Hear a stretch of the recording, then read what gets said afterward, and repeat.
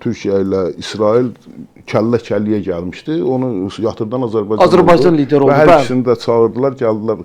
Burada söhbət elədilər və hesab eləyirəm ki, Türkiyənin də həm Türkiyənin, həm İsrailin xeyrinə nəticələndi. Çünki belə deyə müharibə olmadı arasında. Həm Türkiyə məmnun qaldı bu prosesdən, həm də İsrail. Bəli. O çox ciddi bir proses. Türkiyə qardaşımız, İsraildə dostumuz, strateji tərəfdaşımızdır. Biz istəmirik ki, onların arasında konflikt olsun. Dostumuz deyəndə biraz bu müsəlmançılar biraz qıcıqlarına gəlir.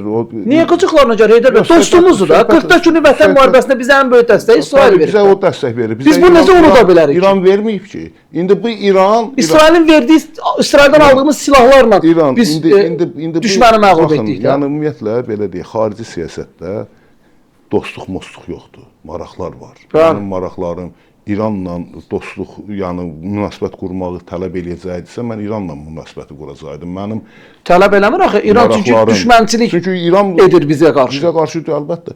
Mənim maraqlarım tələb eləyəcəksə, mən İsraillə gedim, əlaqə qurum. Mən İsraillə əlaqə quracağam. Əsas odur ki, mənim niyyətim nədir? Mən o niyyətimdə müsəlmançılığa qarşı mı çıxıram, yoxsa müsəlmançılığı qorumaq üçün eləyirəm, özümü qorumaq üçün eləyirəm, milli davamı aparmaq üçün eləyirəm.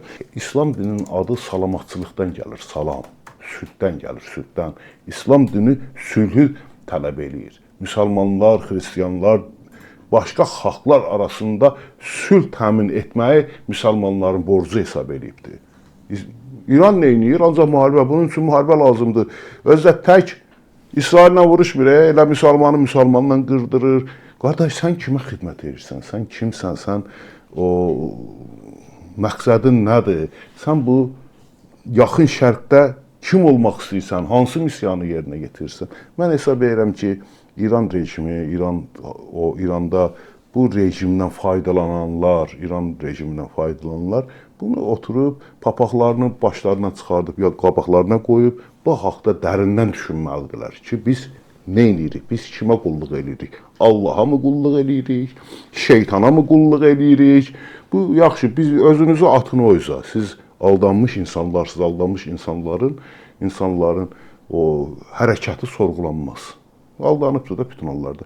Bəs bu Xameneyi kimə qulluq edir? Və bunu bir araşdırın. Nə bunu öldürürlər? Maraqlı sual budur. Hamını vururlar, öldürürlər, məhv eləyirlər. Bu adam hər yerdən sağ-salamat çıxıb. Bu niyə bu üzr istəyirəm, Allahın bacısı oğlu zat deyil ki, bunu belə deyə Allah belə qorusun. Bunu qoruyan var. Bunu qoruyan kimdir? Bunu qoruyan kimliyini araşdırmaq üçün baxın kimə daha yaxın olub. Bunun xidməti, bunun hərəkətləri kimə qulluq eləyib? Sən buna baxın biləcəksiniz. İran deyir ki, mən bütün bu şişələrin böyüyüyəm. Güya bizim ağsaqqalımızdır, nədir? Xameneyi. Amma gedir, nə eləyir? Paşinyanı qəbul eləyir. Paşinyana deyir ki, ay Paşinyan, sən birdən gedərsən Zəngəzur dəhlizini açarsan, Azərbaycanla iqtisadi əlaqələr qurarsan, hətta biz cəhənnəm, yaxşı. Çıxarsan Azərbaycan vasitəsilə dünyaya açılarsan, yəni qazanarsan, erməni xalqı da xoşbəxt yaşayar, nə bilim, neyniyər. Bunları eləmə, ha. Bunlar erməni maraqlarına ziddir. Adama deyirlər, sən müsəlmanın dini liderisən, yoxsa ermənilərin dini lidersən. Qarecin kimi danışır. Bax ol, katolikos. Bu İran katolikosudur. Belə çıxır. Ermənistanın ikinci katolikosudur. Nədir? Elə dilimə də yatmır. Mən bir əhvalat danışdım. Dedim ki, indi gətiribsən İranı bu günə salıbsan. Bütün gün İranın başına bombalar yağır. Osmanlı dövləti dövründə, Osmanlı hakimiyyəti dövründə Osmanlılar gedir, Balkanları alırlar. Belə rahatlıqla alırlar. Yəni, heç bu padişah gözləmədiyi dərəcədə rahatlıqla alırlar. Padişah deyir, biz bunu necə belə tez aldıq? Deyir, aldıq da. Deyir, qoy mən bir at oynadım meydanda, həm də baxım görüm, axı, bunlar niyə belə zəif? Belə bir xeyli adam gəlibdir bunların üstünə. Bunlar rahatlıqla, Osmanlılar rahatlıqla alıb, Osmanlılar da heç bir iki verməyib. Deyir, bir hava atım da heç olmasa. At oynadım. Deyirlər, buyur, sən nə deyirsən elə. Bu çıxır atı ilə o izə sürür, bu izə sürür, həm də baxır ki, öldürülənlərin hamısı cavan uşaqlardır. Birinin 15 yaşı var, birinin 16 yaşı var, birinin, nə bilim, uzağı 20 yaşı var da, 20-dən o izə keçmir.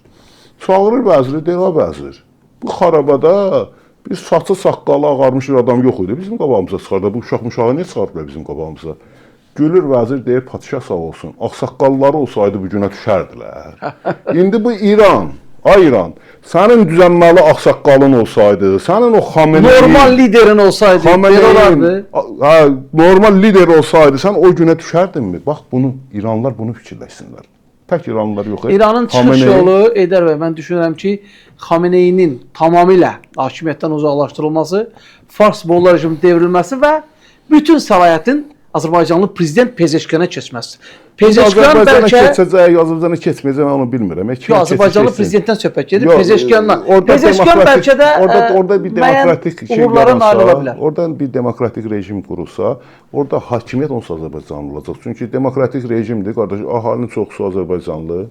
O gələcək də, Azərbaycanlı gedəcək, deputat seçəcək, özününkindən seçər də. Neyinir bu başı yox, o Xameneçilərdən seçər. Elə özünkün seçər. Xameneçilər. Xomeyniçilər deyirlər. Onların dini lideri Xomeyni idi axı.